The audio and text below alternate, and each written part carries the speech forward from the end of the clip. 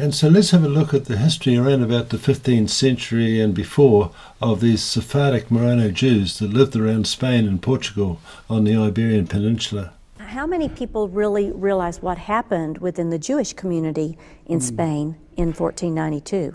Well, this is a mystery that God has kept for a long time. Because we've said that Christopher Columbus is from Italy. No, he's from Portugal. No, he's from Spain. Well, where is he really from? Well, they say that he was from Genoa, Italy, but his Italian writing is horrible. But his Castilian is perfect, So be it as it may, recently there is a growth, an exponential growth of discoveries that point to the fact that Christopher Columbus, first of all, his name is not Columbus. His name, and not because I'm Hispanic with Sanchez surname and Martinez and so forth, but his name is Colón. And so in Spanish we have it right, Cristóbal Colón. So his real name is Salvador Zarco. All right, but now recently we've discovered that Christopher Columbus, Cristóbal Colón, was known as a quote-unquote Marrano. Marrano? The Marranos are those that were forced to convert to Roman Catholicism, that were Sephardim, and then they were forced to eat pork, which is very unkosher, and then they were called Marrano, pigs, swine. Because you see, the facade of the Spanish Inquisition, what is Inquisition? It comes from the root word to inquire. But this was more than inquiring. This was spying and forcing Jews to convert to Roman Catholicism. So what's happening during this time is that it's not so much the facade of religion to force people to convert, it was greed. It's because the crown, the King Ferdinand and Queen Isabella are going broke. They're exploring all over the place, wars all over the place. They need money, all right? So who's got the money? Who are the financiers? Who are the ones that are so wealthy in Spain and later Portugal? Well, the Sephardim, the Jews, okay. So as early as 1391, there was a major diaspora, meaning scattering, because of the oppression, tortures, burnings at the stake of the Jews before and after conversion. The story of the slaves in America begins with Christopher Columbus. His voyage to America was not financed by Queen Isabella, but by Louis de Santiago, who advanced the sum of 17,000 ducats, about 5,000 pounds today, equal to 50,000 pounds. To finance the voyage, which began on August 3rd, 1492. Columbus was accompanied by 5 Marranos, Jews who had forsworn their religion and supposedly became Catholics. Louis de Torre, interpreter, Marco, the surgeon, Bemal, the physician, Alonso de la Calle, and Gabriel Sanchez. The reference is The International Jew by Henry Ford. Gabriel Sanchez, abetted by the other 4 Jews, sold Columbus on the idea of capturing 500 Indians and selling them as slaves in Seville, Spain, which was done.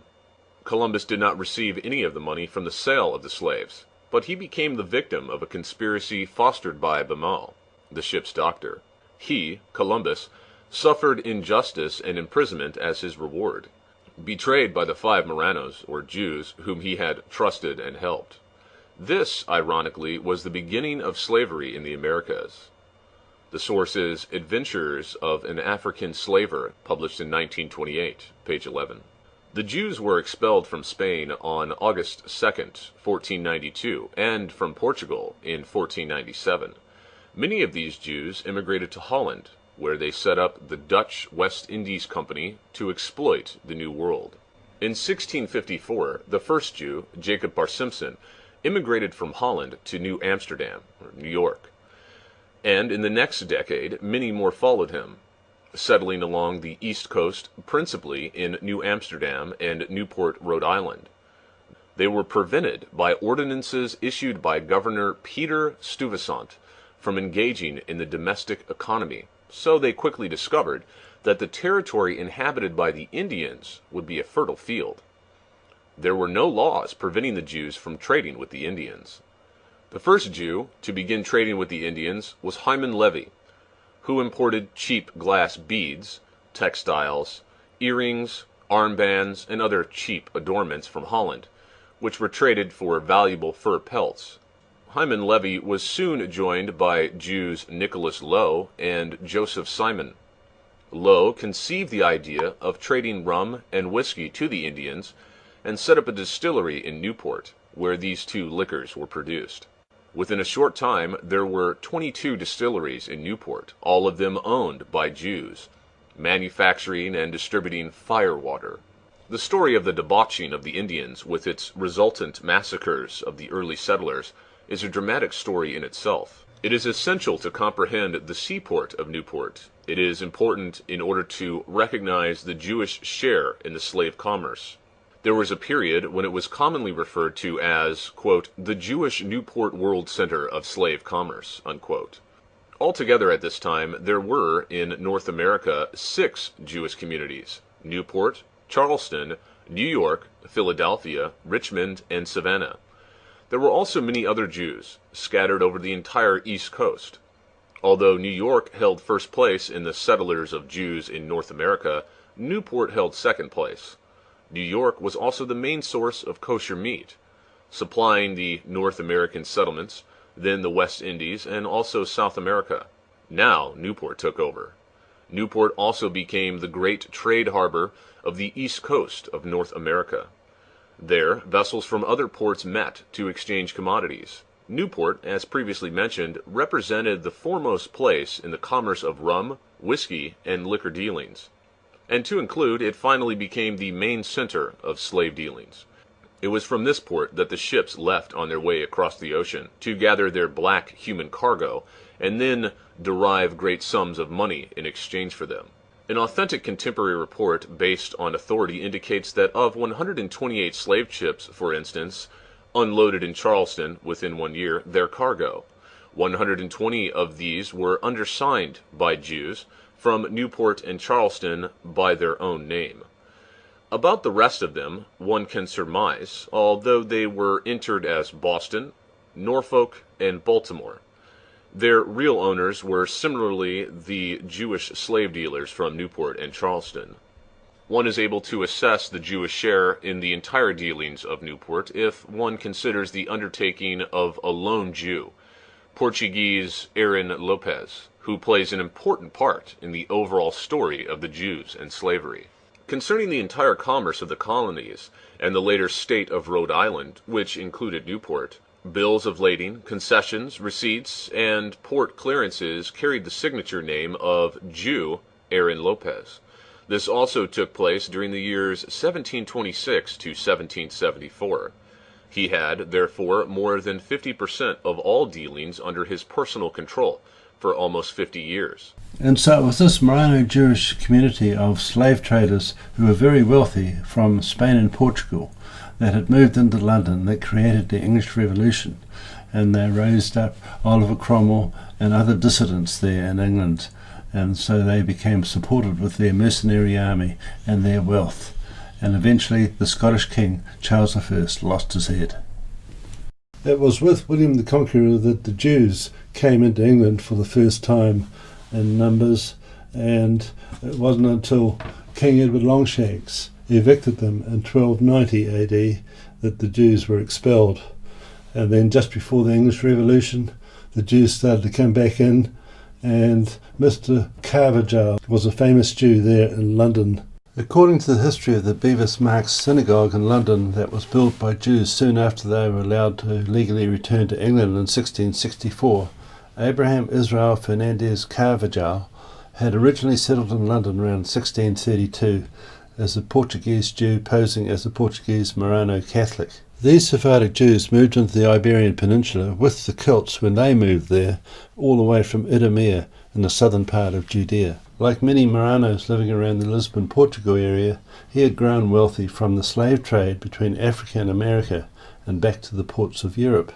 The London Jews say Mr. Carvajal is sometimes called the first English Jew, or the Great Jew, who with a group of about 20 Marrano families lived in London, At the time in London, the Goose and Gridiron Alehouse, which was situated there in St Paul's Churchyard, was a Masonic lodge. The Goose and Gridiron eventually moved to the King or Queen's Arms Tavern and later became the West Indian and American Lodge. According to the author Abby LaRudin, the Crown Alehouse in Parker's Lane near Drury Lane is where Oliver Cromwell met as a Mason. Together with the two other lodges, the Apple Tree and Rummer and Grapes, on the 24th of June 1717, these four lodges formed the Grand Lodge of London, which became the first Grand Orient Jewish lodge in the British Commonwealth. Anyway, prior to the Jews being legally entitled to stay in England, the Marano Jewish merchants helped finance and support Oliver Cromwell's new army, made up of local dissidents, German mercenaries and Jewish money. This allowed for Oliver Cromwell to fight the English Civil War against Charles I and brought about the English Revolution, which culminated in Charles I, the Scottish king, being executed for treason. This is what happened. On the 16th of June 1647, Oliver Cromwell wrote a letter to another Marano Jew living in Mulheim, Germany, called Ebenezer Pratt. The letter was found in 1813 by Napoleon Bonaparte in a synagogue in Mulheim, which is how it became public. It says, "In return for financial support, will advocate admission of the Jews. This is impossible while Charles is still alive."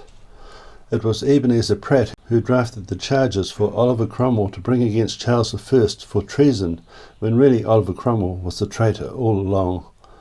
In December of 1648, the Rump Parliament of England was formed, when the majority of the parliamentarians, who were Scottish Presbyterians, were purged, and so democracy was usurped. The only remaining members were called the Levellers, who were the Freemasons who would have Charles I tried and executed. Hence the name was given the Rump Parliament, meaning the arse end of Parliament. In return for assistance, Oliver promised the Jews that he would help them rebuild the Temple of Solomon in Jerusalem, as well as allow the Jews back into England. None of those promises he kept. And the Anabaptists criticised Cromwell for the messianic way he presented himself to the Jews. In 1645, Mr. Carvajal was denounced by an informer for not attending a Protestant church, but was defended by the leading merchants of the day, and so the House of Lords quashed the proceedings.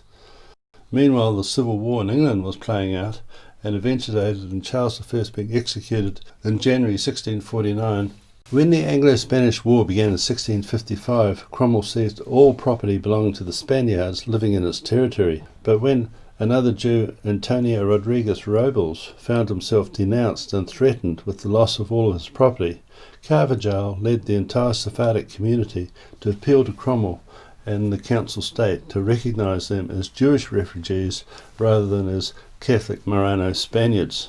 Suddenly they admitted to being Jews and were granted permission to stay in London.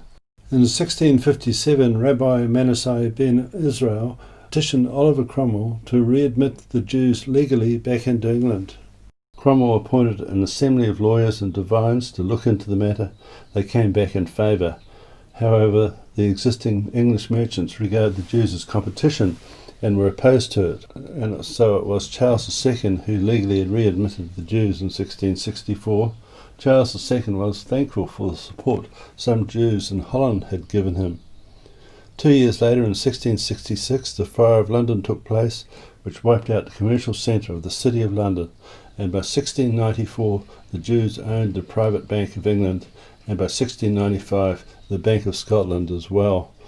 And so the influence of these Marano Sephardic Jews from Spain and Portugal grew with their prosperity during the slave trade, and the first Jewish Marano Pope was Alexander VI, and he was a Borgia, and he was Pope between 1492 and 1503, just when the slave trade was beginning. And we know also that the Society of Jesus, or the Jesuits as they're called, was formed in 1540, and the first Jesuit general was Ignatius Loyola, and he was a Marano from the Basque region, and also he was superseded by two other Maranos, one from Spain and one from Portugal. Then the influence of the Jesuits was a factor.